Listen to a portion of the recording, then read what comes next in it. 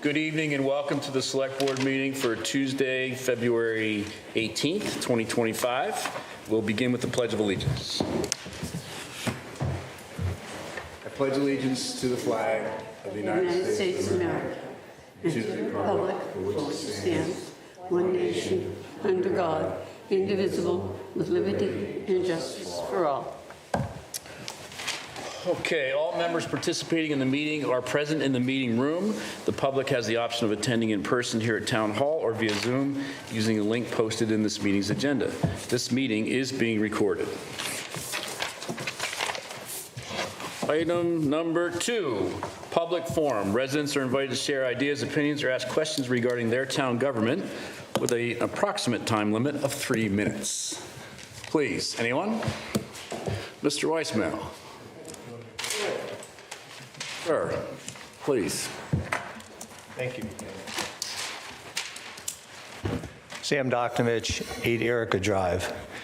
Tonight I'm speaking on behalf of the Council on Aging Board. I'm a member of the board and the secretary, and we wanted to read a letter that the board crafted and submitted to the select board today.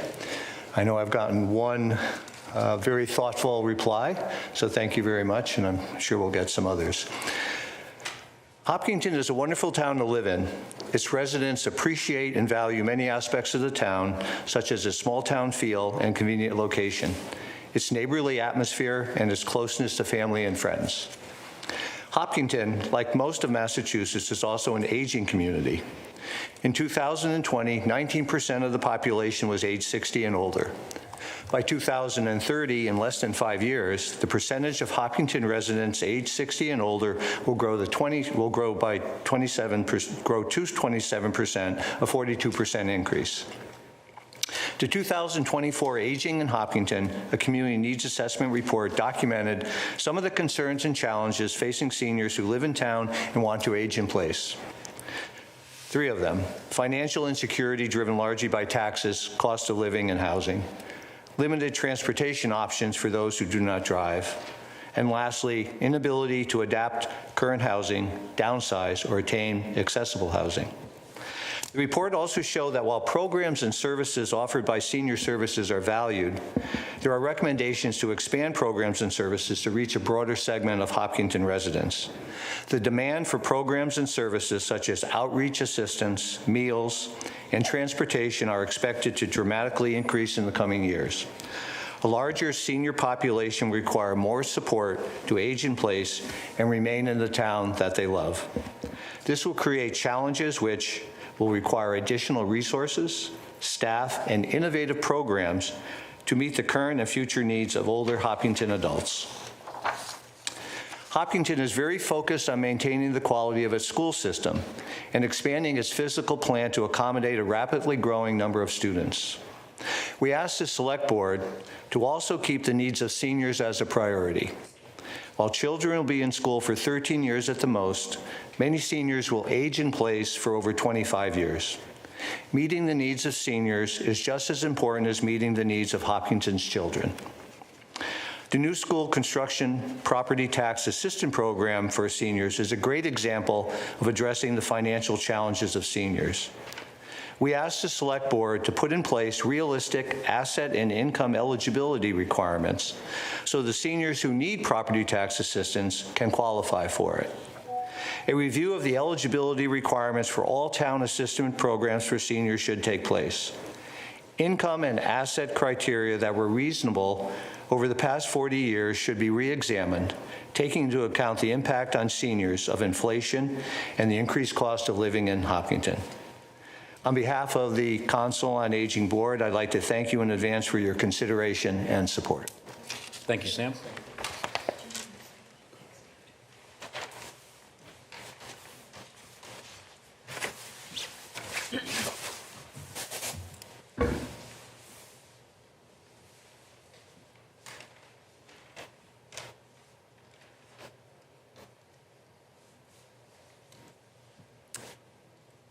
This is Paula Hawes of 19 Mount Auburn Street, Apartment 2. I'm Vice Chair of the Hopkinton Council on Aging Board, but tonight I'm speaking as an individual. I've had a younger Hopkinton resident tell me that they moved to Hopkinton only for the schools, and that they plan to leave Hopkinton as soon as their last kid graduates because it's just too expensive to live here. And even if they did want to live here, there's a shortage of affordable housing if they sold their house and wanted to live somewhere else in Hopkinton. So, and I've had other people tell me they've heard the same thing from other Hopkinton residents, that this is just, they're going to be here until they can get out and go somewhere else. What will this mean for Hopkinton? Well, one concern I have is that it means that the warm feeling of being a community will change when people see Hopkinton as a temporary stop.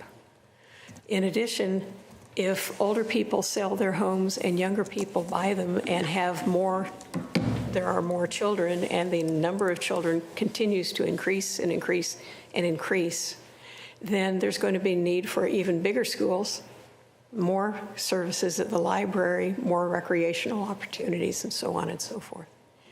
To me, the best thing is to have a nice balance of older folks and families with children. It gives it a good feel to the community. So I would ask the Select Board to please keep the needs of senior citizens as a priority. Thank you for listening to my thoughts. Great, thank you. Anyone else? Weissman.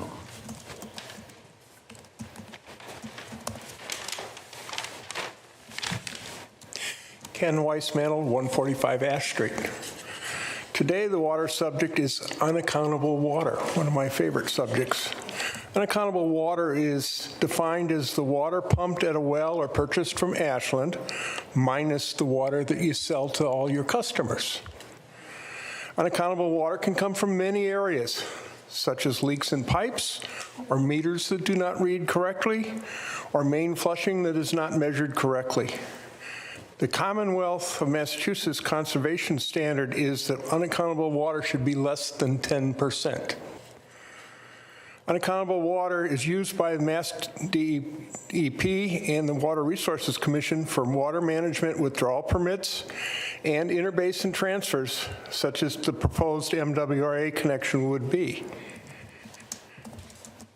Unaccountable water measures the efficiency of a water department. Our history from the Mass DEP website, 2017, 14%, 2018, 16%, 2019, 23%, 2020, 25%, 2021, 27%, and then we have an anomaly, which the DEP thinks that somebody fudged the numbers, of 3% in 2022. And in 2023, after doing a water M36 water audit, it was 16%.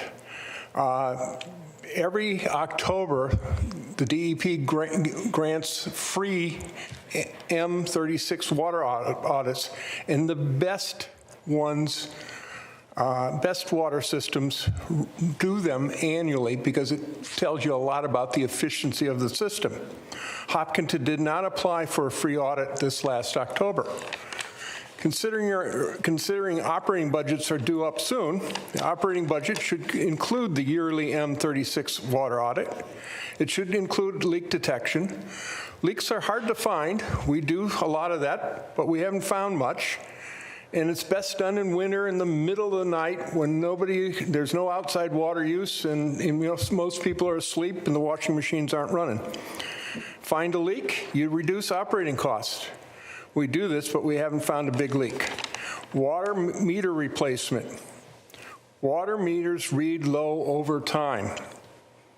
Change out your meters, increase your revenue. Change out at least 10% of the meters every year, or you're going to be doing 100% on the year or two following an interbasin transfer approval. All these are likely to be conditions of an interbasin transfer approved by the Water Resources Commission. Hopkinton should make real improvements to reduce our unaccountable water to less than 10%. if you are running a business that's wasting at least 16% and you raise prices by 40% in 1 year, how long would your boss keep you in charge? The water department is a business. The select board are acting as water commissioners for the town, and you guys are in charge. Thank you. Thank you. Anybody else for public forum? No. I don't know if I can get through the clear way. Get too old.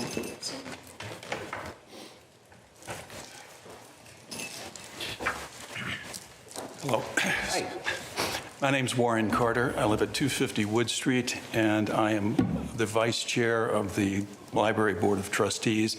And I'm here tonight to offer a short statement on behalf of their budget proposal for 2026. I suspect that everyone in this room tonight and watching around town is well aware of the myriad of wonderful services the library offers its citizens throughout the town. So I won't give you a laundry list of all of those things, but I'm here to try to in advance of the budget offered tonight, give you a real reason why, a dollars and cents reason why approving the budget makes sound financial sense. If you look in Nancy Hill's report, you'll come across something called the value benefit analysis. And if you take a look at it, you'll see how supercharged our spending can be. Using accepted auditing standards throughout the state, and using an average visit per event, the average cost per event per patron, you'll find that the total value of the library services to Hopkinton represents about $23 million a year. It's a staggering figure. Or $3,500 per average household. And that's a return of investment of 2,401%. So in the vernacular of my generation, that to me is a no-brainer. Thank you.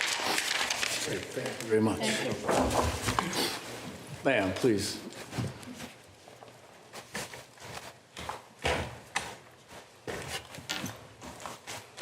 Hi, my name is Linda Clancy, 1 Old Farm Road, Hopkinton, and I am here to support the library tonight. I'm on the Friends of the Hopkinton Library, and I have to say that the library in this town is just one of the gems of this town. It is the only place in town where you can go and everything is free, and they are as helpful as can be. I went back to school this year at my age, and the reference librarians are amazing.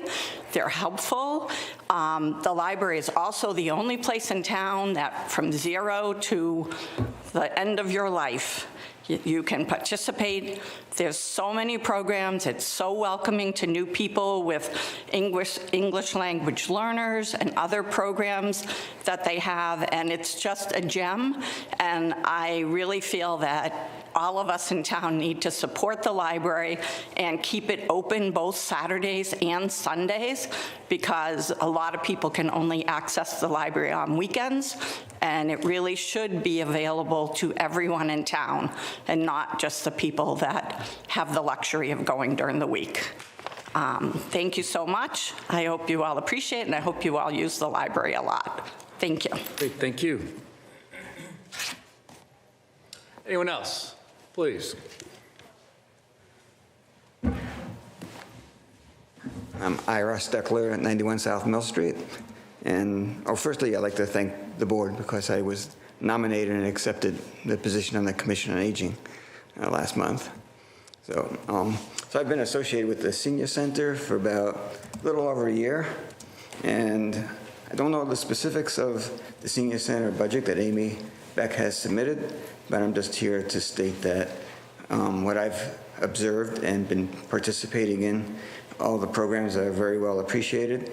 Even my wife, who started to go to attend all their events, or many of their events, and myself as well.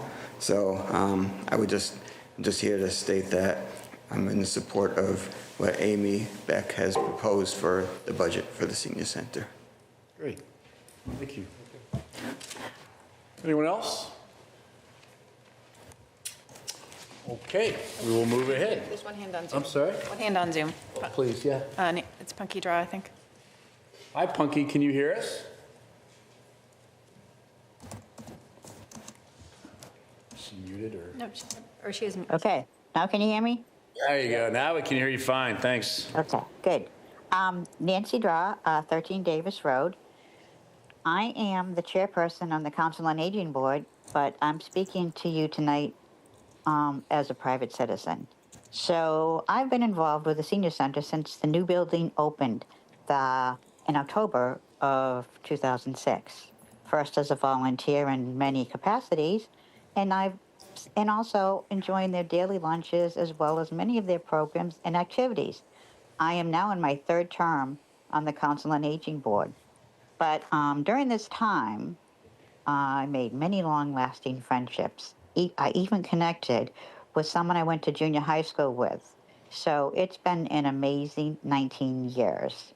So what I want to do is reiterate what Sam read in the Council on Aging Board's letter sent to you today.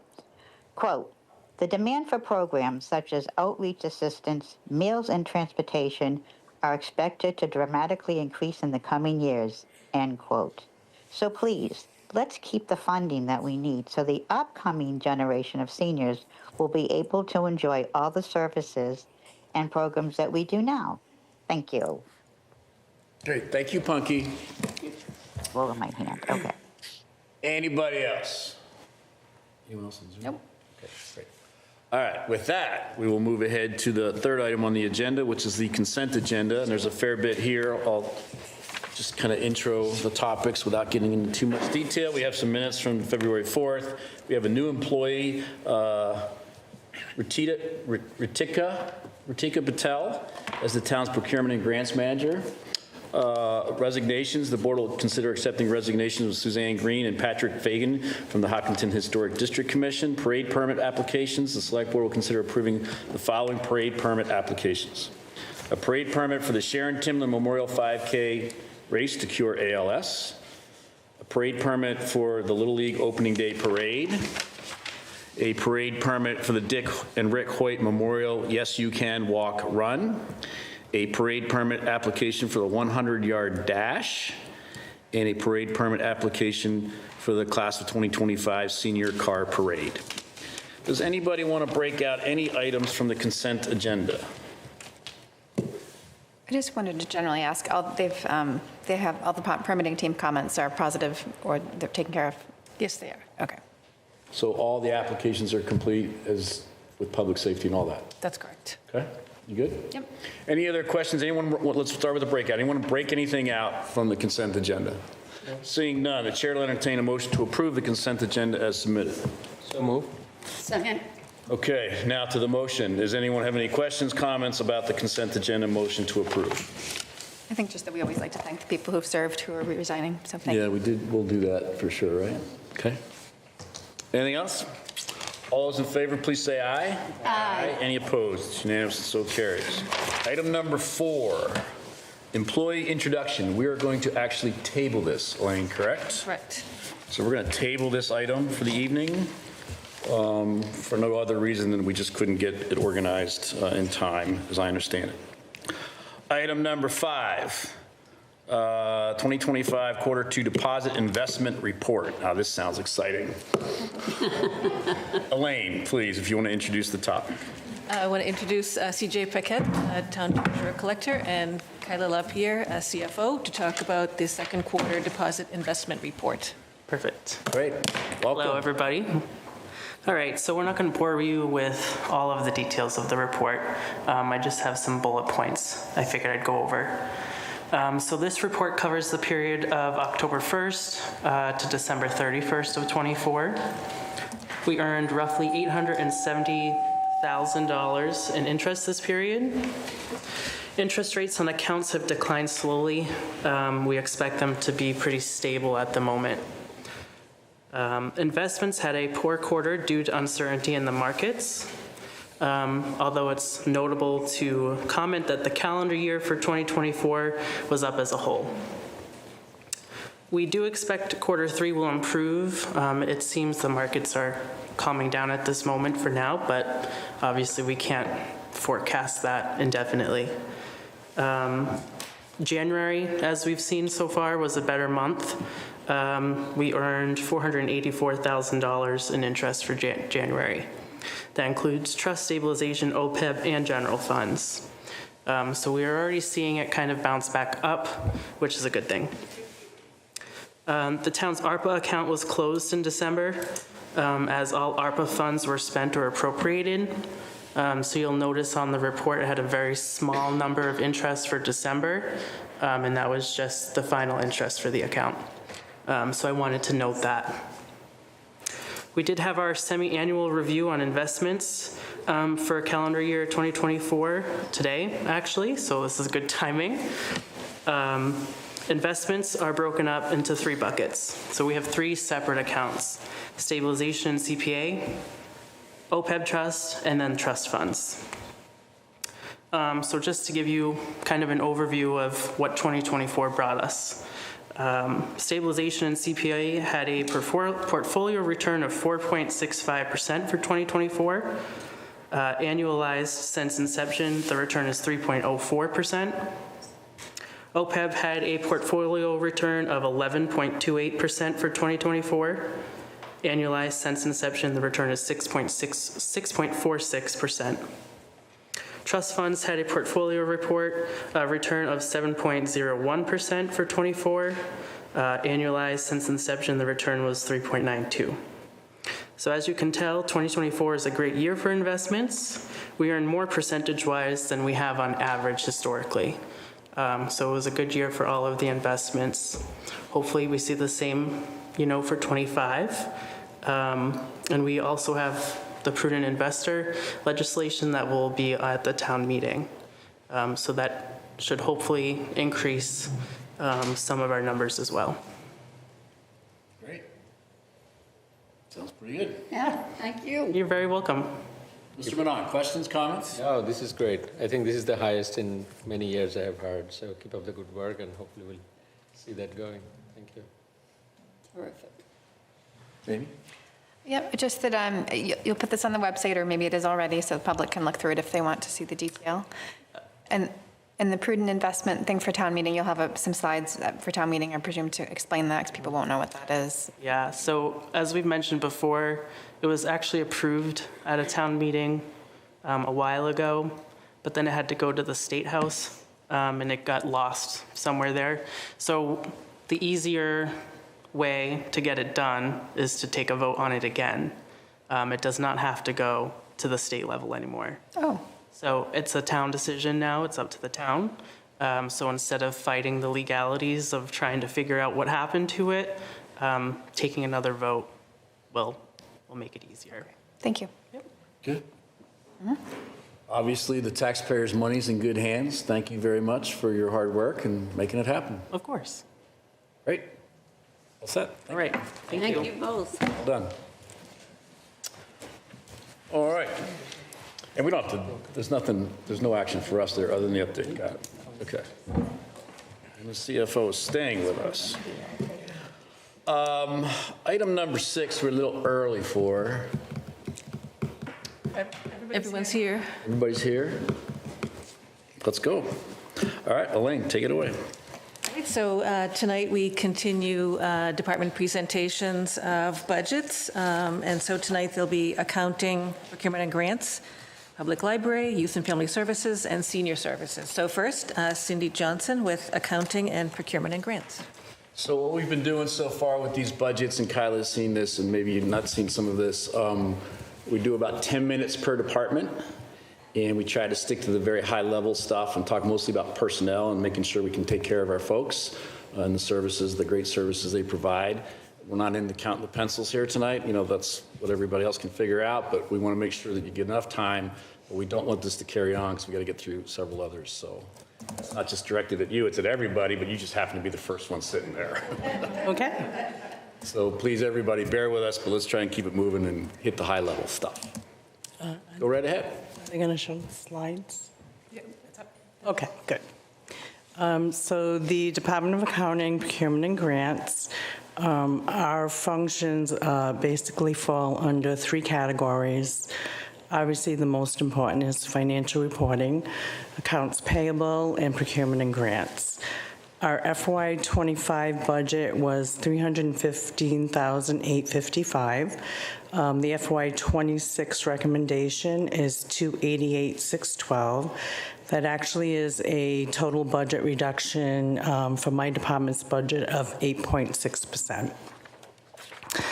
If we go to the next slide, it'll break it down.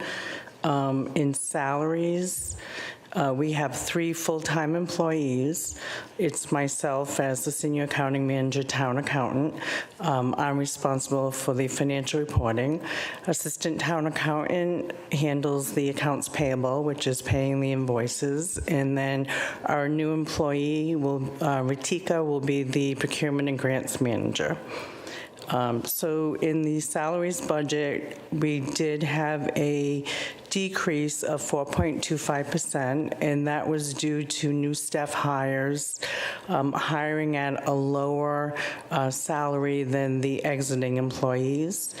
And then in the expense budget, there was actually a large decrease, and that was solely because in prior years, there were outside consultant and accounting assistants that needed to be secured because of the vacancies and learning curves of the new staff. And with our staff in place, with myself and the assistant town accountant, we no longer need those services.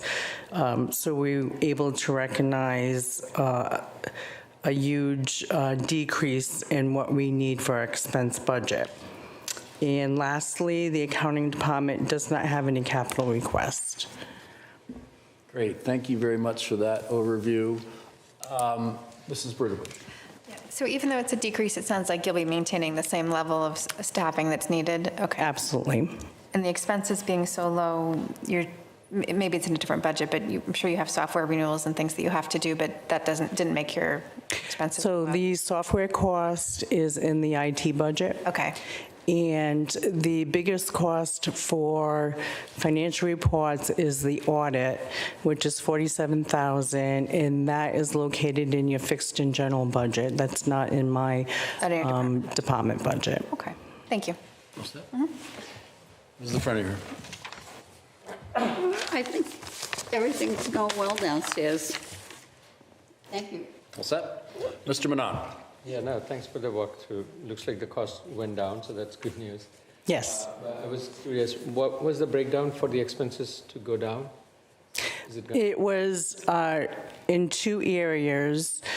Prior years, they needed to hire assistants in doing the accounting and also another consultant to help out with the auditing preparation. You picked that up. Thank you. Yes. All set? I think it's a great example of when we can reduce our budget expense in a certain department without being punitive or, moving services, in the wrong direction, backing off. You just laid out the numbers as they came in based on changes in the department, and it makes sense to go sort of in a negative direction of 8.6%. And you're good with this, I assume. Yes. Okay. Great. Thank you very much. Well done. Thank you. Appreciate your time. No, the window's not broken. It just blows the cold air in like that. My fingers are bone white up here. Elaine, our next guest. Be the public library. Public library.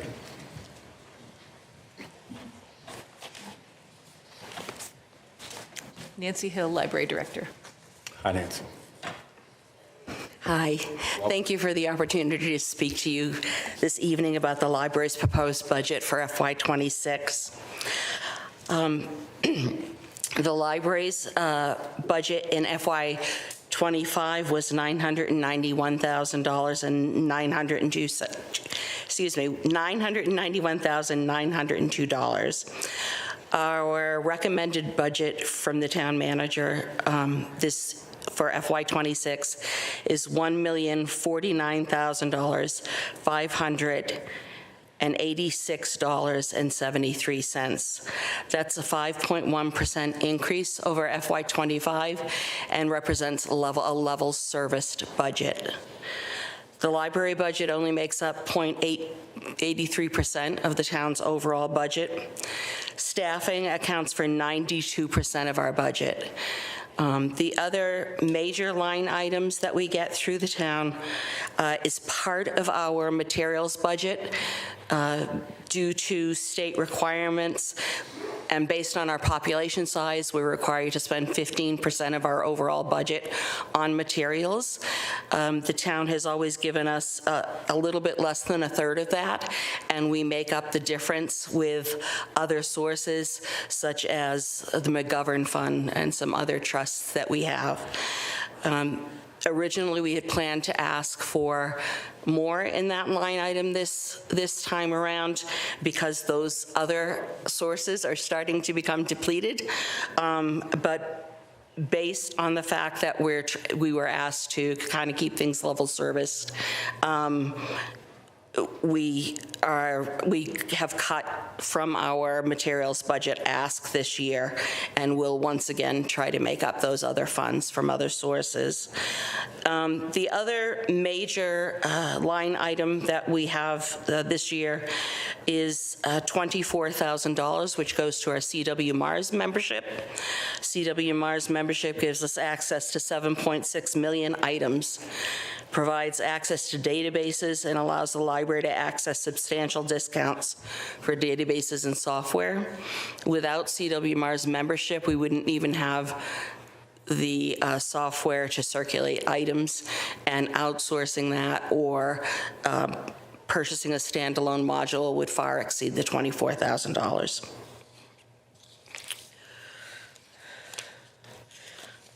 So, as I mentioned, it's a level-serviced budget.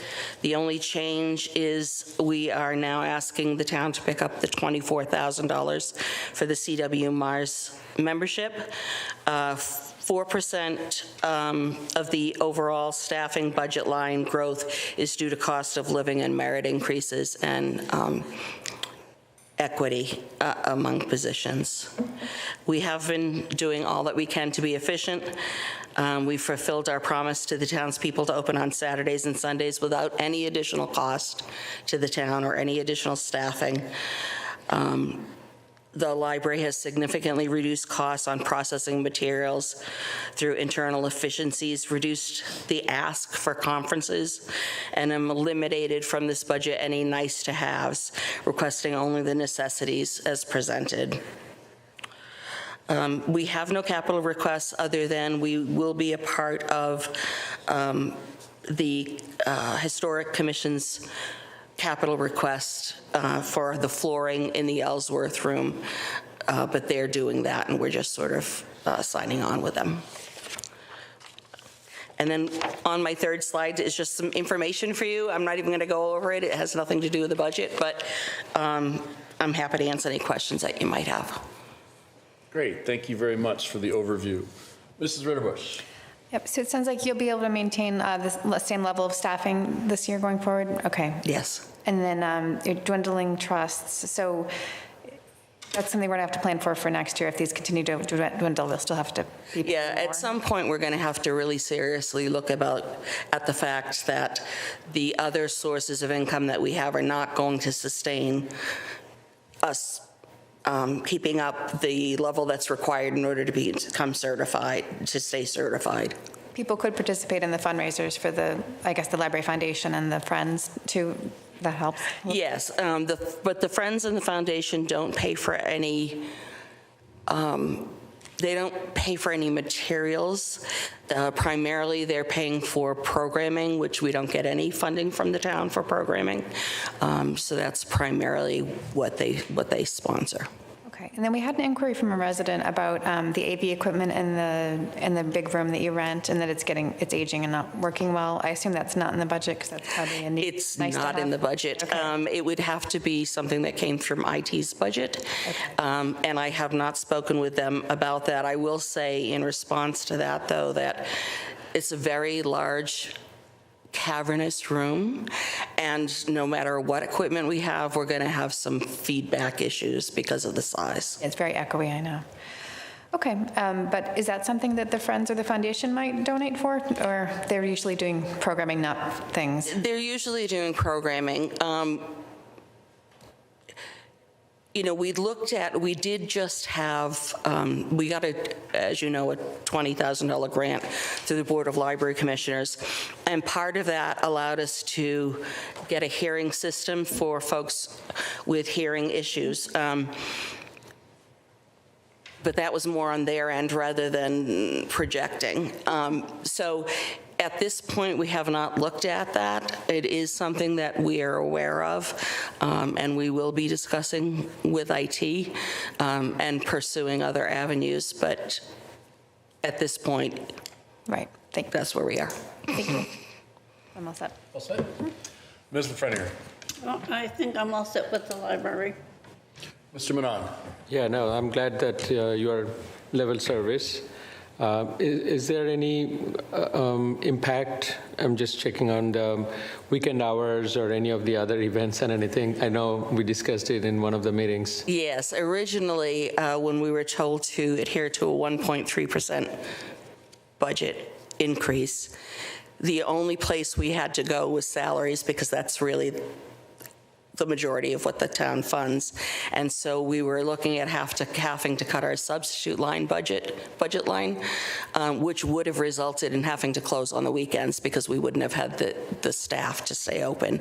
But with this recommended 5.8%, there's no change there will be no change to weekend. Glad to hear that. And I'm very happy to see the service that you provide, the value that you bring. So keep up the good work, and I'm glad you're going to be able to continue that. Thank you. Everybody good?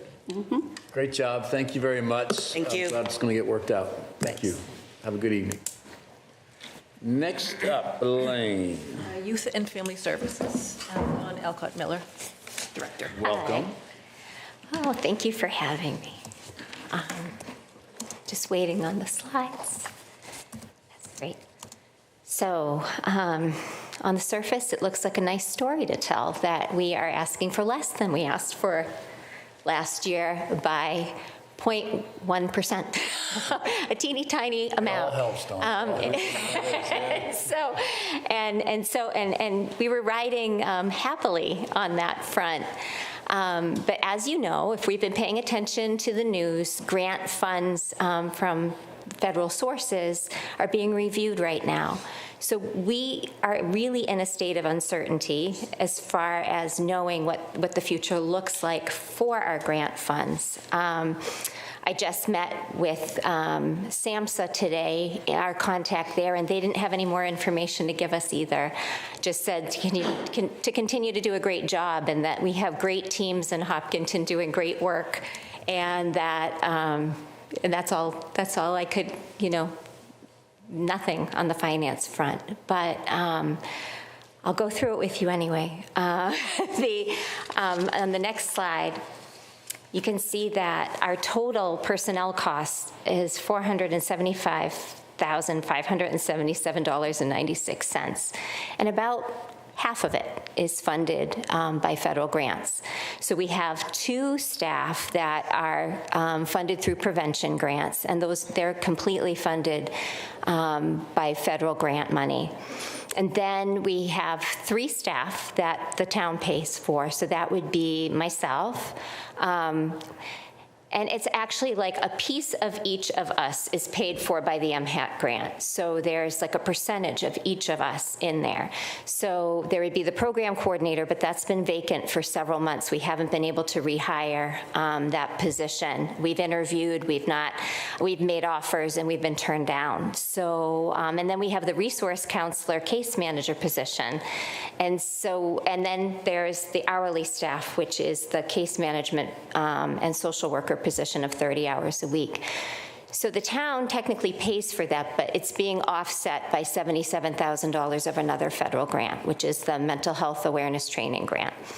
So all that we needed to ask you for is the $241,525.20. I've been able to increase what we use from the grant funds, and that's why we're coming in a little bit under this year, because of how we moved some of that money around in the grant, and because we're doing a lot more work, and I'm doing a lot more work, and I'm worth more, so my percentage of my budget takes a little bit more money out of that grant. So that's how we've been able to do that. But that's a big number that's grant funded. It's a scary number. That's why it's in red. And we don't have great answers about that. We're the only department, I think, that is this heavily grant funded. And that came about through our strategic plan that we did in 2020. And those decisions were made at that time. Our operations costs have not gone up. That's on the next slide. Although our contracts have gone up, we've just kind of robbed Peter to pay Paul to keep it kind of even. And I want to just point out that Project Just Because, we have a small grant with them, and it has not increased in 10 years. It's $25,000, and it provides emergency food for residents. And I know their costs are going up, and they've never asked for more. But we cover sharps disposal at the fire department through our budget. We cover the interface referral service, and their costs go up, and they get passed on to us as more residents utilize them.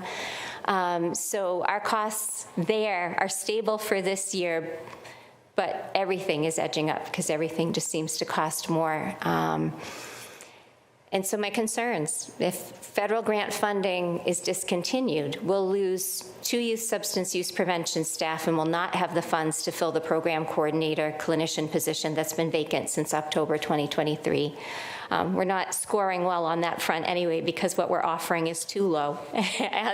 and so folks are not willing to take the position for what we have to pay. And so also at stake is youth substance use prevention, mental health promotion, mental health training programs, and our youth internship program. So we have 3 youth interns that are paid through federal grants as well.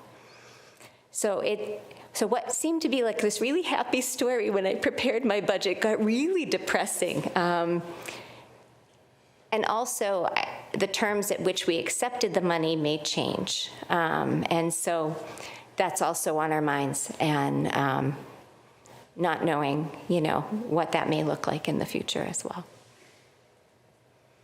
So what are your questions? Okay.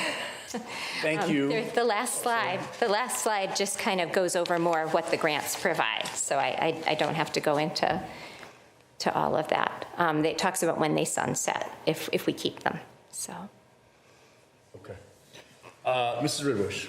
Yeah, thank you for presenting this so clearly. That is a really stressful situation to be in, so we might have to let people go if we don't get the grants. Either that or find another way to fund them. Find another way to fund them, which we don't have any extra money right now. And I would think if people see that their job could disappear, they might be looking for another job. So that is really a really hard position for us to be in. Yeah, so I appreciate you laying it all out very clearly, and I hope that the grants will come back soon, but it's a very unpredictable situation. Yeah, right now they're funded, and right now we're told just to, drive forward as we are. But we're just very, it's a lot of uncertainty. The Drug-Free Communities grants have had the favor of all the presidents before, including our current president. So I'm hopeful that because these grants work and they're evidence-based, they'll keep them. But it's hard to tell. Okay, thank you. Mr. Frenier. Well, I just want to thank you and thank the Youth and Family Services. I noticed you have the pamphlet on grieving downstairs, which I did read and has helped me through a situation. And I see the children after school and in the downstairs of the town hall here in the various activities that you've been promoting for them. And I just want to thank you very much for the work that you've been doing. Well, thank you. Yeah, same. I think you provide a wonderful service to the town and to especially the youth community. I had 2 questions. One is, how did you manage to save $270? Oh, it's just, because of what I could ask for percentage-wise from the grant for salaries. So through the MHAC grant, yeah.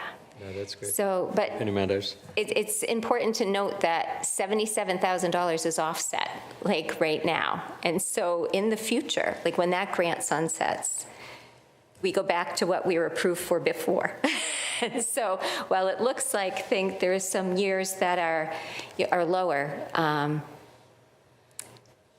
that things will rise back up again. That was the second question, actually. So do you have a timeline or? Yes, on that last slide, there is a timeline on everything. The Drug-Free Communities Grant, we intend to apply for year 6 through 10. We're right now in year 4, headed into year 5 in September. And so it's in year 5 that you begin the preparation for year 6 through 10. So we're hopeful if that grant continues as it has for a long, long time, that we would qualify for year 6 through 10. The MHAT grant, the Mental Health Awareness Training Grant, that goes away in September of 2026. We will have had it for 4 years. What that grant did was cross-train personnel across the town to deliver mental health training. So there are 6 first responders trained to deliver nonviolent crisis intervention with advanced physical skills to each other and then to town employees. That just happened. We are trained to deliver suicide prevention curriculum throughout the town, and we will be trained in this next year in the Mental Health Collaborative's mental health literacy model. So we'll all have the training to deliver the training. So that cost, like we sustained the purpose of the grant by having personnel across the town trained to deliver those trainings. But that money goes away, and there are no other grants that are like it to continue that funding. And then the Massachusetts Collaborative for Action, Leadership, and Learning, the MassCall 3B, that is a pass-through grant from SAMHSA to DPH that passes it to BSAS, which passes it to us. And that goes through June 30th of 2029 as of right now, if that funding holds secure. So if I heard you correctly, and obviously that's a concern and we need to be creative or think how to resolve it. But right now for the upcoming fiscal year, you are okay. But the following year, September onwards, you anticipate impacts. We're not sure if we're okay. If the federal funding goes away, it goes away, like boom, gone, like ripped right out from underneath us, from what I understand. So that scares me a little bit. We had a bit of a panic when it was announced that everything was frozen. And we just thought, we'll freeze all our spending and hold on to people as long as we can from every other part, like no pencils, no staplers, no nothing. And then that was released, but I believe all that's being looked at again. So it's just impossible for us to know where we stand. What I gave you, on that last page is what Congress had approved. And that was, those end dates were what Congress had approved and committed to us. But grant funding is fickle. It always is. It's a risk, but not to burden the taxpayer. We were willing to take that risk to bring in innovative programs, things that we know drive down youth substance use, things that we know increase people's mental health. And these were good opportunities at the time. So we're hoping they stay good opportunities and we're able to complete that work. Thank you. No other questions. All set? Well, you bring a tremendous service to the town of Hopkinton and to its youth. It's really unfortunate that you're in the position you're in, that we are in the position that we are in. We are not alone in this. This is a nationwide problem caused by a bunch of stuff in D.C. But with that, I think we just press on and we assume it all gets worked out. Right? We cannot let our world get dictated by that nonsense. We just got to press on, and we will deal with the facts as they come to us. So charge ahead. You guys do great work, and we're here to support you any way we can. And if things change, then we're all going to raise some holy hell about it. So hang in there with us. All right. Well, thank you very much. Thank you. Thank you. Can we get, not for Dawn directly, but have we compiled a possible, compiled a list of possible issues for the town around all this stuff going on in Washington? We can. We should probably get ahead of that a little bit, not to alarm anybody, but just to understand the magnitude of what's going on. Again, I don't think, I think this is a lot of just posturing and BS myself, but. Yeah, I think that's a very good point. We probably want to know immediately what are the immediate impact that we see with all the nonsense that already has happened, and what do we anticipate or fear might happen. And we hope it doesn't happen and we have a, good resistance somehow, legally and others. But hope is not a strategy, so we want to also be prepared as much as we can. Yeah. This is the only department that has staff supported by grants. Directly like that. Directly, yes. Okay, but there's other kinds of things that go on. That have to trickle down Yeah. from the Yeah. state. Okay. All right, great. Thanks again, Dawn. Next item, or next department, please, Elaine. Senior Services, and we'll be back this evening. Hi, Amy. Good evening. Thank you for the opportunity to talk about our budget for senior services. As I've mentioned in the past, we envision Hopkinton as a community which values and respects its seniors, and that Hopkinton should be a place for seniors to continue to have active and independent lives, and where they can continue to live in their homes safely for as long as they choose. After all, if you aren't already a senior, you're a senior in training, and I would imagine we all want to continue to thrive where we live. So looking at our budget, the increase that we are having is in our salary line, which is due primarily to COLA and merit increases. We have not added any staffing this year. However, we do heavily rely, as wonderful as our staff is, and they are amazing, we do heavily rely on volunteers to fill in where the paid staff cannot. Our overall expense budget sees a slight decrease of about $825, partially due to HR taking up the cost of some professional development this year or next year. Overall, that leaves us with an operating budget that has a 5.79% increase. Senior Services is able to do a lot with a little, and we always find ways to make it work. Next slide. Going forward, though, there is one area of concern for us, and it would be our postage line. Looking at fiscal year 26, our original request to level service postage for 26 was $22,500. That increase takes into account we have 10 mailings of our newsletter each year, and our postage needs and other postage needs throughout the year. I guess the expected cost for postage in 25 is going to be about $21,000 for the newsletter alone. The increase is due primarily to the stamp increases that we all had over this past year. But just so you know, we mail over, we have about 2,500 newsletters we mail each month. And that's for 10 issues. And we have over 350 individuals who receive the newsletter via email. So that is over 25,000 newsletters each year, which in turn means that we've had over 25,000 points of contact with our seniors each year, and that's just on the newsletter alone. While I understand there's limitations to the budget this year, and we will make do and we'll find a way to do it, I would love to see if we could add more to our postage line this year. Do you have any other questions? You all set for now? I think so. Great. Thank you very much for the overview. Mrs. Ritterbusch. So for the postage difference, did you say some people do subscribe by email, but not, what was the breakdown? So we get about 2,500 newsletters each month that we mail out. We have about 354 individuals who take it by email. 300 some. So that's growing, but you have to understand a lot of our seniors either are not tech savvy, have no interest in it, and they really, and I don't blame them, I like having something I can hold. So. I was just going to say, I work for the town of Wellesley, and I sometimes send the school committee newsletter, and I can also see the Council on Aging newsletter. They have really ramped up. They have 3,000 email subscribers now. Yeah. They've really kind of switched over. I'm sure some do still get it mailed, but I don't know if people knowing that the budget shortfall, if they could be willing to switch to email only. But Yeah, and we do publicize that each month. That's in our newsletter, saying if people want to make the switch, they're more than welcome to. All they have to do is make a call. But we are in the process of adding to our newsletter list.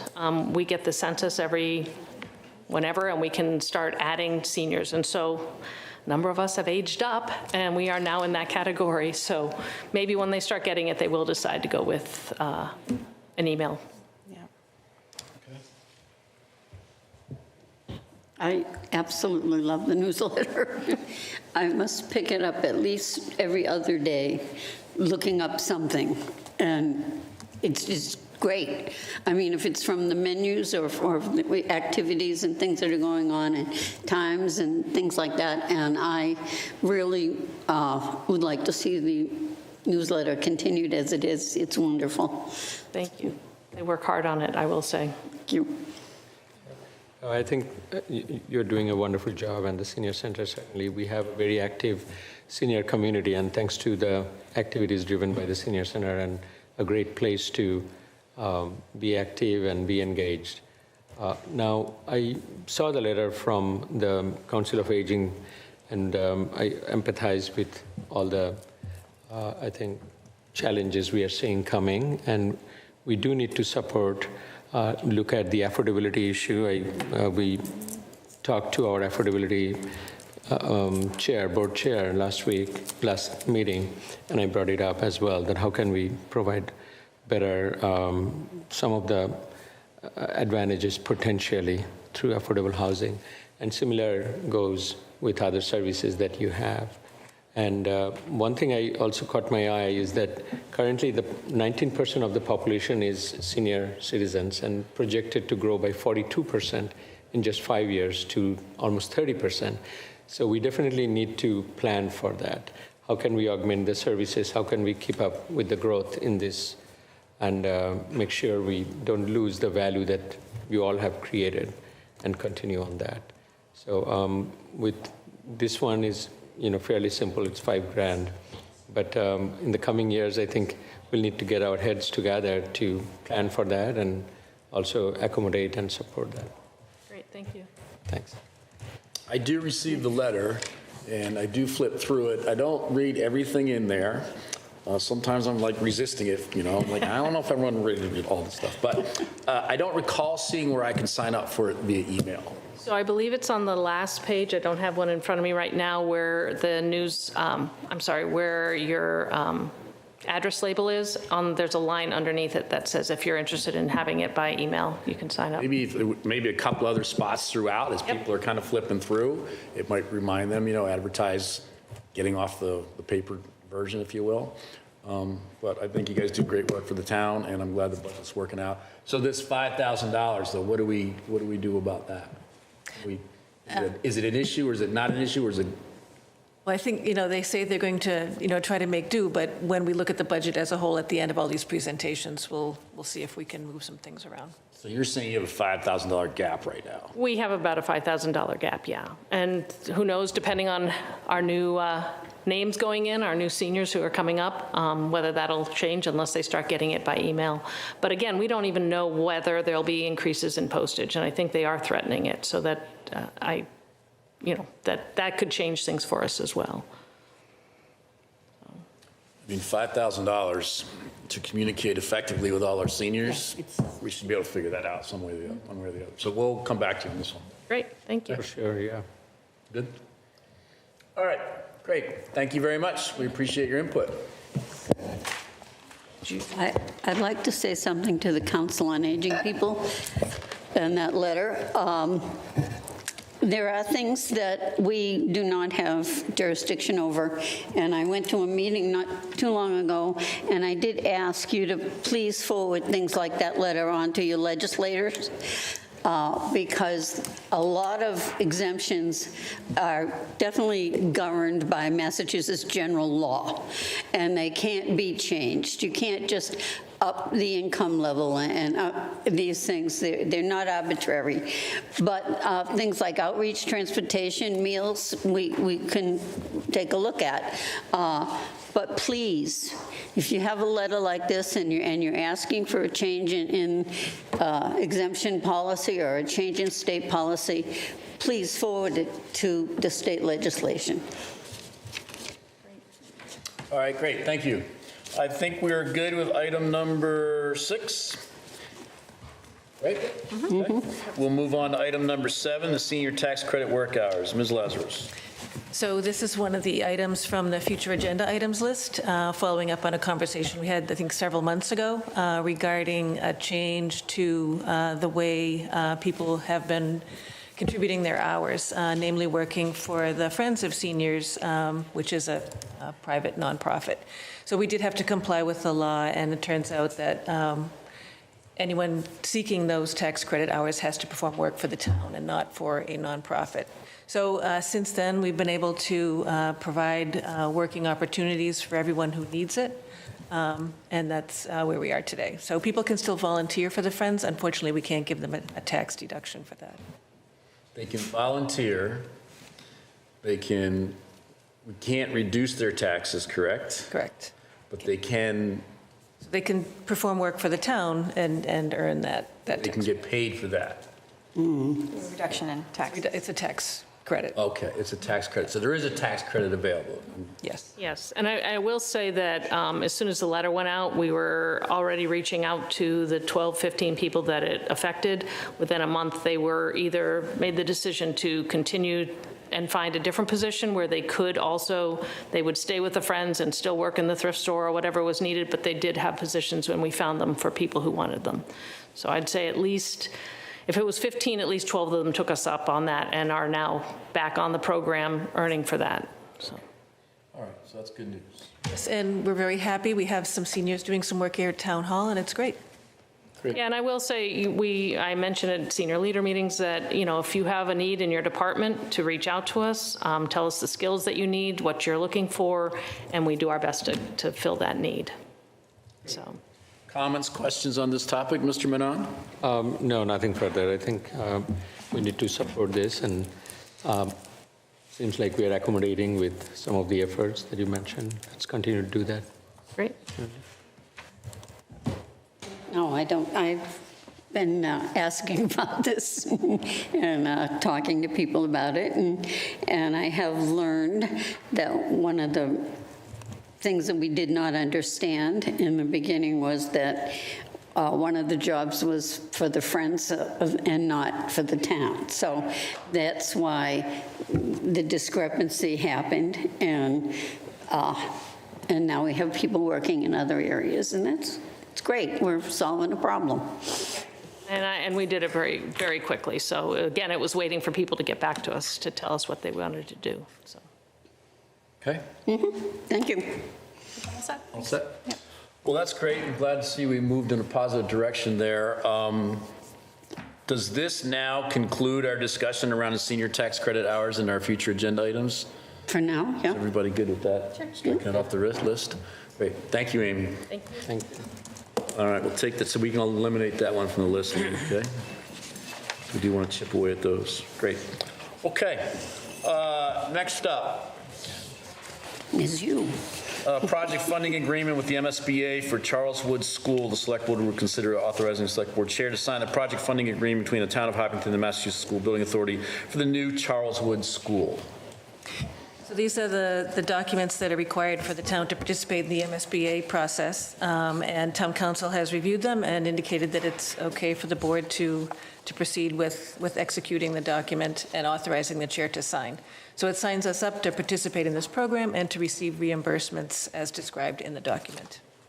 So if the building was about 190 million all in, then these documents, by signing these, we get access to about 50 million of that. I don't know the dollar amount. Somewhere in that range. There's a significant I think reimbursement. the numbers have gone down quite a bit from 190 million. And right now, the state of things is that we are almost 90% done with the construction design document.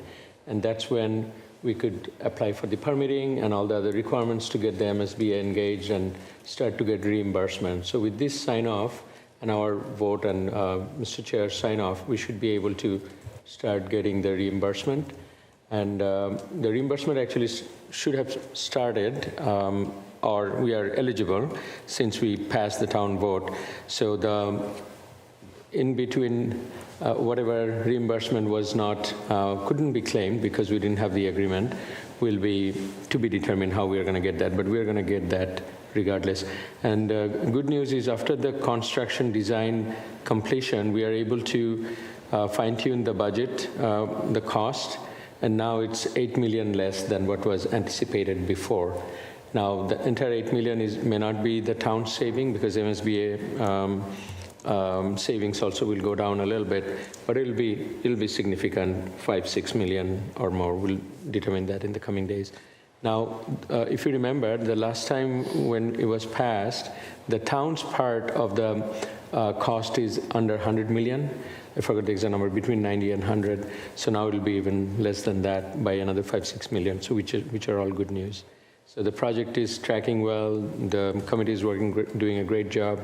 And the next big item is hiring the general contractor, which will also start to happen as soon as we get this cleared out. Okay, great, thank you. Anything else on this topic? We do have a motion, I believe, for this one. Yeah, I'll make it. I move to enter into and execute the project funding agreement for the new Charles Wood School and to authorize the chair to sign the project funding agreement between the town of Hopkinton and the MSBA. Second. We have a motion and a second on the table. Any further discussion on the motion? All those in favor, please say aye. Aye. Any opposed? It's unanimous and so carries. Okay, we will sign that at the conclusion of the meeting. Okay. Item number 9, the May 2025 annual town meeting. The select board will consider reviewing the list of articles for the town meeting. Elaine. So in the packet, there was a list of articles. There are 51 total, I believe. Hopefully the number will come down a little bit. So we've indicated what those are. We'll have the draft warrant for you at the next meeting to review all the article language. And then tonight, in addition to that, we have some draft bylaws and so forth for you to review regarding the economic development articles that the board had submitted. So those were also in the packet for you to review. Okay. 51, did you say? Mm-hmm. That doesn't sound too bad. It's been more before, for sure. There's been a lot more, right? There's Weren't we in the 80s and 90s a couple of times? Maybe 60. So 50's still a lot then. Yeah. It's hefty, but... Are any of them financial? Well, you've seen the capital, so it's mostly the capital that you've seen. And then there's a couple that were outside the capital process. One is to fund a land purchase. So the Open Space Preservation Commission submitted something. No land identified or purchase price identified yet. And then there's a citizen's petition to fund a legal review of the transfer of open space at Legacy Farms to the Hopkinton Area Land Trust. So those are two that are outside the budget capital process. They don't have a funding source identified for that? No. Is someone walking that citizen's petition through the process so that we don't spend 15 minutes explaining to them at town meeting if they're not ready for town meeting? We'll work with them. Mm-hmm. Yep. I think we have to make sure we do that. If we let them just do it on their own, we'll waste 15 or 20 minutes at town meeting and nothing will happen either way, so. Okay.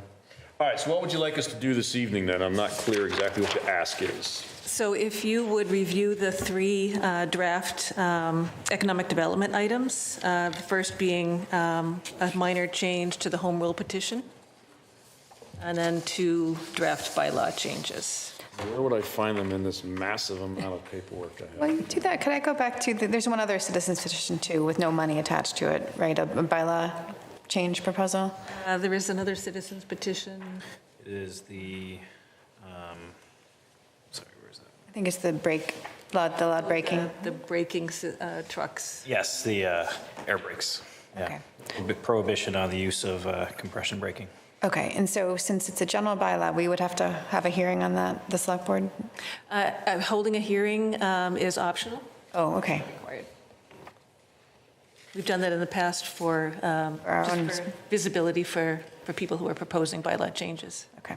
Mm-hmm. There's an article for no Jake breaks, is that what I'm hearing? So we're going to have an article through town meeting to put up a sign that no one's going to listen to. No, well, pay attention. Yeah, a bylaw. A bylaw. Adopting a bylaw. I mean, to be facetious, but that's just reality. right? Where is the sign, where is the issue from? It's a citizen's petition. Do we know where in town or just all over town? It's a town-wide. I don't think the application specified a specific area. I'm fine with the process, but the reality is not the same, right? Okay. Yeah. I do think it would be better to have a hearing so people couldn't hear all these issues in person or understand whether maybe it's not enforceable, even if we have it.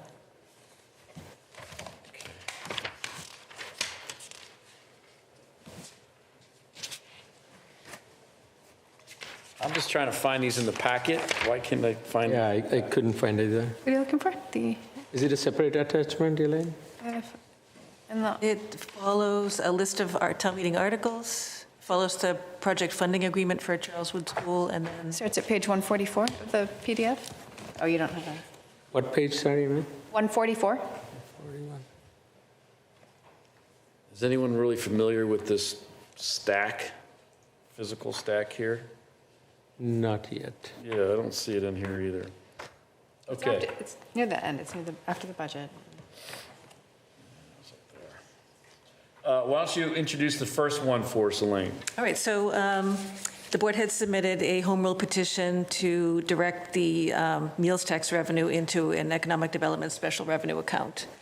And Shadul had some possible changes regarding additional items that maybe should be included in that. So I did look at the two languages side by side and pulled out a couple of things and added them into this particular draft to make sure that we mentioned all of the same projects and so forth. So we capture hopefully everything that is needed into one article.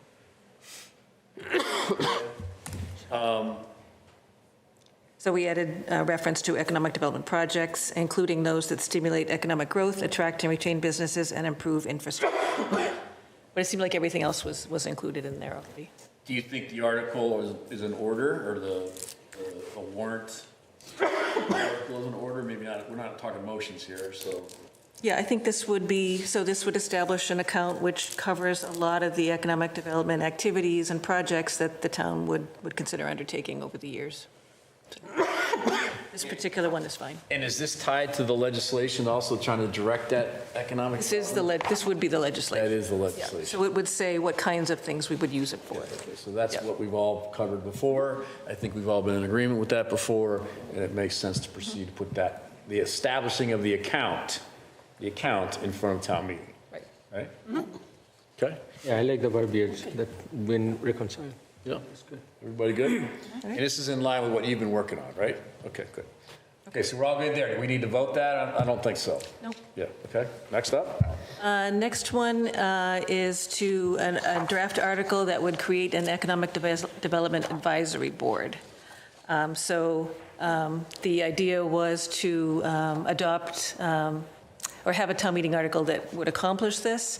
It turns out that has to be by a bylaw, so we drafted something in bylaw format to accomplish the creation of an economic development advisory board. Have not identified, the membership and so forth, but it's a place to start. I did note on this one that there's 3 ways to create new boards and committees. One of them is through a general bylaw. One of them is an administrative order under the town charter, and the other is just by select board vote. So we have a group of boards. And I indicated what kinds of boards we have created in the past under each of those circumstances. In this case, it's an advisory board, so I don't know that it needs to be a bylaw. It could be adopted in a different way as well. Through the chair, a little more color to it. So if you remember, I had proposed the advisory board a few months back, and we wanted to get together again and review and hopefully get that set up in some shape or form. So now I'm in favor of that than the actually town article, because as Elaine mentioned, even though all these are possible ways to create it, this is least flexible. So I prefer that, but my kind of reason for putting it as a placeholder is that I think this is a kind of critical time that we do all these together. We are setting up the excise tax, setting up the account. Now we need real guidance and leadership, how to, spend it, how to oversee it and all that. So what I would appreciate, and we talked about it in a couple other meetings, is that maybe we put in an agenda before the town meeting among us to resolve it and hopefully set up that advisory committee, and then this can go away. But right now I wanted to keep... I like your tactics. Timeline it a little bit. Good strategy. I like that. Okay. So you're not advocating for the article per se as much as creating the advisory board, and we know how we could do it because we just did one recently. We could do it. Right. Okay, that's fair. I get it. Good tactician over there. All right. Anything else you want to share? That'll be, yeah. Ms. Lafreniere, any thoughts on this one? No, I think that's great. It's all good for the town. Yep, so I think the home rule petition to create the fund where we can collect the money is a great idea, and the creation of the advisory committee, I think it would be much cleaner to do it as a select board committee. That way we could be more flexible in changing it. If, just like we did with the water and sewer advisory board, we didn't get that many members, so we had to change it, and we wouldn't want to have to wait a whole other year to go back to town meeting if we need to change this one. But I think we should commit to getting it done, because I think it would help pass that home rule petition if people understood that we had a plan. But did we say we're going to get, there were 3 of them total. One was the creation of an economic development office. Did we say that we could? Haven't got to that one yet. Oh, you haven't got to that Yeah, yet? we're doing Okay. one at a time. Oh, I was going in order. Almost. Okay. Elaine, your thoughts on the article as proposed at the moment, and also the broader, suggestion of maybe how we can get this done in advance? Yeah, so I think it does offer more flexibility to have the board appoint an Economic Development Advisory Board that's not a bylaw. So I think that offers more flexibility. So we can flesh out the language of what that board might be and see that forward within the next month or so. I like that idea. Okay. I applaud the approach. Well done. And let's see if we can get it done. Okay. And then the third one is the draft article that would create an economic development office. And this would also have to be done by bylaw. Under the charter, can establish different offices and departments by bylaw. It is unusual to do that, though. We only have one, and that's a Department of Municipal Inspections, which is actually housed within the Land Use Department through that administrative order. So this would create an office, and the draft bylaw describes what the office would do. But there again, the town can create an office or a department at any time with funding and establish those duties and hire personnel. It doesn't need to be a bylaw change. And when you do create it, it is therefore inflexible as well. So we do have to think about that. So it doesn't need town meeting approval to establish an office or a position. It's not usual to do that, although we could. So can't say I'm super excited about it, because it also says that it shall be created, and that means it always has to be there forever unless something happens. So even if there is no funding, or if there's no need to do that work, and 20 years from now, that office would still exist. But I thought the state law that we're working on, or the home rule petition, whatever it is, to allow us to do this and create that account, also just says that account will then fund an economic development position. It doesn't say that. It just says it will fund the work and the activities. But it doesn't indicate how that would be accomplished. So it didn't go as, I thought we were trying to do it that way. No? That was the intent, but it wasn't included there because of the complexity. So what we can do when we discuss the advisory board topic, we can either add that as a, ask to the advisory board as well to work on building and set up that through us, or, we can do the town warrant. Again, the warrant makes it a little more inflexible, even though I don't see it, kind of the need going away anytime soon or in future. It should only grow from there. But I like the flexibility. So if we can resolve it with our resolution, either making it as part of the advisory body's agenda, that would be probably a little more ideal. Okay. All right, that makes sense. So any other thoughts or comments?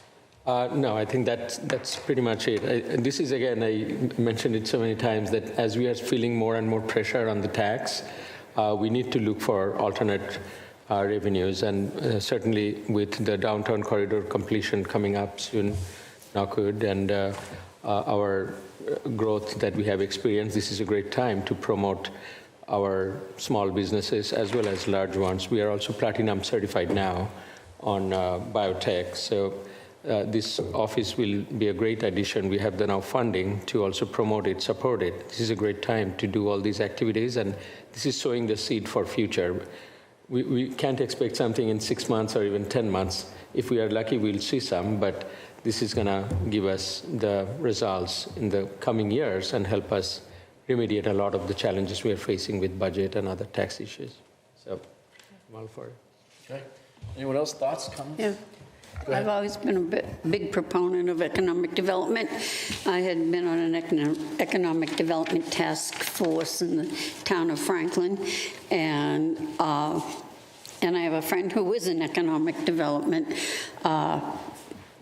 person, and I really think that the town is growing to the point of where we really need to back our businesses of all sizes and shapes and everything that we've got, and to find places and to add business to the town. It's extremely important. All right.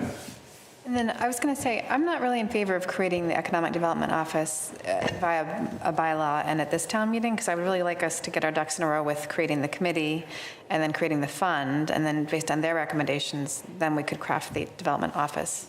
Or we may not need it at all if the committee's strong. We don't need a bylaw. Yeah. And we'll know better idea how much money we might be bringing in to the fund too.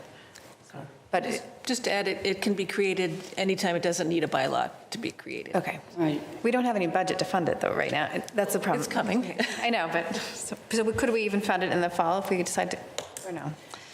We have to wait for the legislature to approve the home rule petition. Yeah. Okay. Just to add to that, Amy, to give the perspective. So we are already collecting it since January 1, and by end of the year, we are projected to collect about 150K. So if we do the setup as we are planning with the advisory, with the Economic Development Office, by the time we hire someone, we will have the funding, and there'll be a good time to kick it off with proper support, proper staffing, and all that. That's why we want to start planning ahead a little bit and get the structural and logistics done and be prepared for that. That was the thinking behind that, just to clarify. Good? Yep. Everybody good? You good for feedback? Yes. Okay. Anything else you want to cover? Oh, I have one more town meeting question. if that's okay. I noticed an article I had not expected, but about an article to potentially change the day and time of town meeting, so I wanted to make sure the public was aware of that. And I'll forward an email to town staff about this, because I attended an MMA workshop about forms of government a while ago, and I was really surprised they couldn't provide me with any data for, what is the best day and time for town meeting? How do you get more people to come? Anyway, so I would love to get more stats on that if we can find them before town meeting. We could vote on that. I'll talk to the town clerk too. On which days people hold town meeting on? Well, I guess we have these statistics of who attends our town meeting. I mean, 90% of people never attend. And it's not a very diverse group that attends town meetings. So if having it on Saturday brings you a more diverse group, I think that would be good to know. Or if it doesn't, or even a survey to the public would be more likely to attend on a weekday versus a weekend. I'd just like to get that data. I can just say for myself, like my kids are out of school now, but when my kids were in school, like the first Saturday in May, which is what it's proposed, there was always recitals and the middle school play, and having to miss your kids' play and recital to go to town meeting, I don't know. Whereas for me, that's just for me though. Other people may feel differently. I'd rather go. I know what I do. Yeah. Yeah, I hear you. Totally do. Yeah. Okay, all set for now? Let's move to item 10, Town Manager Report. Ms. Lazarus. Thank you. For the town manager report this evening, the first item is diversity, equity, inclusion, and belonging. At the last select board meeting, as you know, a resident requested that board members confirm a commitment to the pledge principles and actions on systemic racism in our community and other communities that the Select Board adopted by unanimous vote at a meeting on December 8th, 2020. So this is a vote on record, and it remains a board commitment. It's in effect, and there haven't been any changes to that to date. I did want to also note that we have the preamble to the town charter, which states that the town of Hopkinton welcomes residents of all races, ethnicities, religions, abilities, gender identifications, and sexual orientations. The town of Hopkinton further is committed to providing a climate of safety and acceptance to all residents. The town of Hopkinton will actively address and resist acts of discrimination, bullying, or intimidation. So this is in our charter. This is what, as a government entity, we adhere to every day, and also Massachusetts laws and everything else that we use on a daily basis. So I just wanted to put those out there, that pledge that the board adopted is on the website. It's still active, as is the town charter. Okay, let's take them one at a time. Mrs. Ridbush, any thoughts on that topic? Yeah, thank you for bringing that back up. I think it is helpful for the people to see it, and I certainly, I was there at town meeting when we voted on the welcoming statement, and we did the pledge back in 2020, and I'd certainly be happy to reaffirm that for myself. And yeah, I know people in town are feeling vulnerable, especially our trans and LGBT community, and I think it means a lot to them to hear from us that we still support the welcoming statement and the pledge. And we have a lot of immigrants who are here legally but may now still be frightened because of the idea of ending birthright citizenship, so for their children. So so anyway, I think it's important that we reaffirm. Ms. Lafreniere. Well, I remember when we brought the pledge forward and we took it, and Mrs. Ritterbush, Mr. Herr, and myself were on the board at the time and have taken the pledge. And it's available if anybody else wants to look at it and repeat it. But we've done it, so this board has done it. Thank you. Mr. Manon. Yep, no, I'm fully committed and pledging for that commitment to support diversity, equity, and inclusion. Obviously, our town has always stood up for what is right, and we have seen it time and time again. And I know there are, some awkward rara going in some places around DEI and others, but we as a town stand strong and together to support this, and this has been our mantra, and we'll continue to do that. Absolutely. Great. Yeah, I was there when we signed the pledge back in 2020 and was happy to do so then, and certainly was around during the development of the town charter and then the town charter review and then the town meeting vote to put the preamble into all that. So I support those words 100%. Nothing has changed. Okay. Next item, please. Main Street Corridor Project, regarding the new ornamental street lights and pedestrian lights being functional. I did see them on once. I don't know if they've been on more than once, but I just, the one evening they were on. It was not a Christmas tree, so. Sure, it was nice. It wasn't insane. I thought it was going to be. We can turn them up, actually. They were kind of low, I thought. But it was nice, and it was good to have it while crossing the street that evening. Just it was good to see. One night. Eversource has completed all of its overhead and underground work. They started to remove their old overhead lines and did see them coming down in front of Town Hall last week, which was nice to see. That's excellent. I didn't see that. And Comcast has started to install lines in their new underground infrastructure, and once completed, they'll start pulling lines to the building so that they can schedule their cutover of services. If you walk downtown now and you look up, you will see, like, there's a pole right there, and it's all the way up, and there's wires going all the way down to the police station. But from that pole that way, it's 2/3 of what it was. And the top wires are gone, the power lines are gone. And so they're just gradually going to come down as each utility makes their move, and then they go away. So it's starting to happen. It's going to be, it's pretty going to be cool when it's done. Anything else on the Main Street Corridor Project? Nothing, no? Anyone else? Thoughts, questions? Yeah, I've just been working downstairs this week, and 2 days in a row, they came in the project, after we had started there a little later than we are, and they said, who owns this car and this car? parked in the front of the town hall. Well, one moved fairly quickly, but the other one was there forever, and they had to go into the businesses and all along Main Street. Is there some way we can just kind of cordon off the front of the building early morning till they get started? Maybe if we knew when they were coming, we could do that. Okay. Anything else? Mr. Manon? No, nothing else. Great. Next item, please. Town department position vacancies. Didn't have any in my memo, but there was something that came up today, and that is Hopkinton Parks and Recreation, posting of summer seasonal positions. So there'd be posting a director, an assistant director of the sports, so for sports clinics, be directors, coaches, head counselors, and counselors. And then seasonal summer playground group positions of counselors and program coordinator. And then the positions at Sandy Beach, the beach supervisor, parking lot attendant, lifeguard, and head lifeguards, head lifeguard. And those are, the beach ones are funded through the general fund, and the others are funded through the revolving fund for Parks and Rec. So they would like to proceed with their summer hiring. None are real increases in staffing, it's just bringing them back for the summer. Correct. Okay, so I think for questions, comments? No, I think this is within our budget and plan, right? So, Yes, sorry. it's every year. And we don't have a motion in the document for this, but we would, the Chair will entertain a motion to approve the posting and filling of those positions for the Parks and Rec for summer seasonal. So moved. Second. Second. Any discussion on the motion? All those in favor, please say aye. Aye. Aye. Any opposed? It's unanimous and so carries. Liaison reports, board invites. Mr. Manon.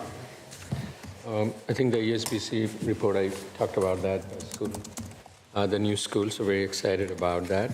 Other than that, the library and nothing else at this time. Okay, thank you. Ms. Lafreniere. I have no report this time. Okay. Mrs. Ritterbusch. I don't really think I have much. I will just put a little plug in for the Historic District Commission. We've lost several members in quick succession here. I don't think we can meet because we only have 2 people right now. So if anyone is interested in learning more about that committee, I really advise them to get in touch with Town Hall. We do need a realtor, we need an architect, and we need a resident of the district, and we have 1 at-large position. So these names are hard to fill. I think one of them is a nominee of the Historical Society. Oh, right, yes, that's right. Yeah. So we've reached out. That's it? We've reached out. Okay, and I reached out to them too separately, but okay, but if we have any applications, we won't be able to review them, right? Because we only have 2 people. We have an application, but the person doesn't fall into any of these categories yet. Yeah. Okay, but if we have an application for a certificate, could we meet to approve it with just 2 members? We'll have to. We'll have to figure that out. Okay, so please apply. Anyone who's listening who is interested. Okay. All good. All right. Next item on the agenda is item number 12, which is future board agenda items. Number 1, we discussed this evening as we talked about the various articles and potential articles or work we'll do before town meeting for economic development. Item 2 is still an outstanding item with an oversight of the LNG plant.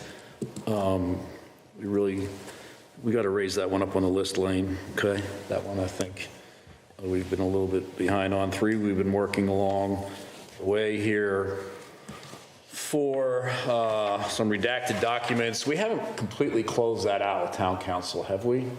Did we get the final redacted? The redaction policy wasn't. Put it on a policy. We did, right? And you'll be reviewing it again in the summer to see how it's working. Okay, yeah, because we're going to come back to it one more time. Okay, we're going to leave this here then until we do that. Just remind me, we're going to come back to it. Town council, we're going to talk about senior tax credit, which we resolved this evening. The Commission on Disability. Mr. Mon, this was from back in October. Yeah. Can you remind me on this one, please? Because we've not acted on this, I don't think. We formed a committee, I think, 2 years now.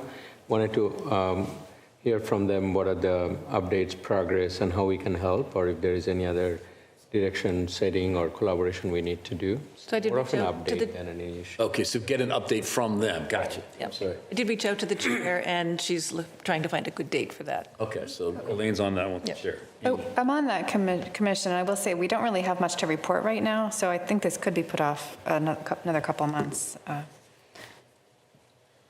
Okay, number 7 is, we just covered. Number 8 is the MWRA connection. That is the advisory board now working that. I want to just go public this evening that recently my firm where I work, where I get paid to work, recently landed a letter of intent to enter into a negotiation to possibly do a contract on behalf of the MWRA. Given that that letter of intent came in and was officially signed, I will no longer speak about the MWRA as a member of this board, so this is the last time I will speak of it, okay? I will be recusing myself going forward, having nothing to do with the MWRA, okay? Number 9, continued conversation with public safety in schools regarding preparedness and response. We're going to come back to that, I know, in another month or so, Elaine. We're going to have them come back in. The redactions policy just talked about, select board goals that I know you brought up recently. I would like to discuss that before town meeting if possible, because it usually goes in the annual town report. We can put that on an agenda item here pretty soon, not the next meeting. The next meeting is March. We have to postpone the meeting next week. So we're going to March 4th now. Right? We do not have a meeting next week. We do have one scheduled for the 4th, and we're going to condense, and we're going to be busy that night. But we're going to do both on the same night. We can't do it that night, but we could do it maybe the week after that or 2 weeks after that. She's saying the 25th is canceled? So we're not meeting on the 25th? 5th is off. Off, okay. That is fresh off the press today. 4th and the 11th. 4th and the 11th we have. Is that what we have in March? The 4th, the 11th, and the 18th, Oh, and the 18th. if needed. So we'll get that into one of those, okay, for select board goals. Okay. Water and Sewer Advisory Board tied to that other topic that I don't want to mention, so they got to do their thing there. Could we combine those two into one item? I'm sorry, which? If we could combine number 8, the MWRA, with the water and sewer, that would reduce one number. Gotcha, okay. I like that. 8 and 12 combined, okay?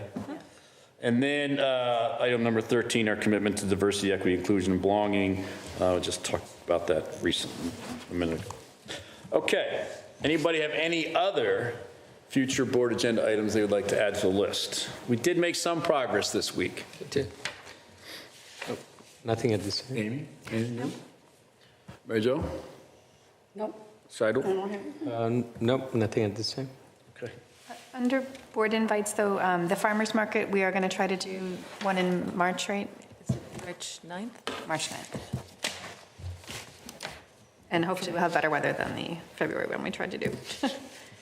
Okay. Elaine, Oh, sorry, and it's March 2nd. March 2nd, okay. do you have anything you want us to be looking at here coming up on the agenda from the town manager's perspective? At some point, some town manager goals for the remainder of, I think it's been 6 months more or less, so 6 months goals. Okay. Think about that. So board goals and town manager goals at the same time will probably be well organized. Okay? All right. With that, the chair will entertain a motion to adjourn. Mr. Chair, I move to adjourn the meeting. Second. There's a motion and a second. Any discussion? All those in favor, please say aye. Aye. Any opposed? Unanimous, so carries. Good night, everyone. Thank you. Thank you. Good night.